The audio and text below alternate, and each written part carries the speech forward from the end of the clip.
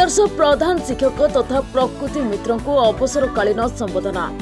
भद्रक जिला बंत ब्लॉक केन्दुआपदा पंचायत मुगगढ़िया विद्यालय प्रधान शिक्षक तथा प्रकृति मित्र रतिकांत मल्लिक को आज विदाय संबोधना दी एने विद्यालय परिसर में एक स्वतंत्र उत्सव आयोजन कर अजय कुमार जेना सभापतित्व में भद्रक जिला परिषद अध्यक्ष प्रफुल्ल कुमार जेना उद्घाटक भाव जोगदे शिक्षक माने दुनिया रे श्रेष्ठ गुरु अटंती सेमानक आशीष बिना उत्तम छात्र गठन असंभव अटे बोली कहिथिले।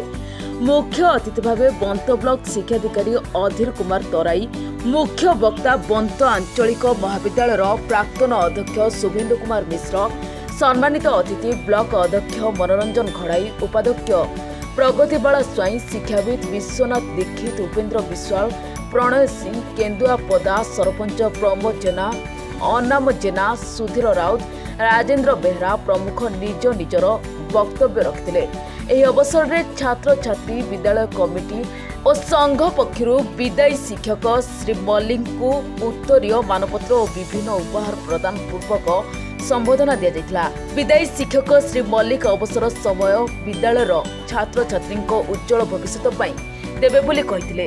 प्रारंभ में रमाकांत जेना अतिथि परिचय, प्रधान शिक्षयित्री सुभद्रा प्रधान स्वागत अभिभाषण और शेष में विजय लक्ष्मी नायक धन्यवाद अर्पण करथिले।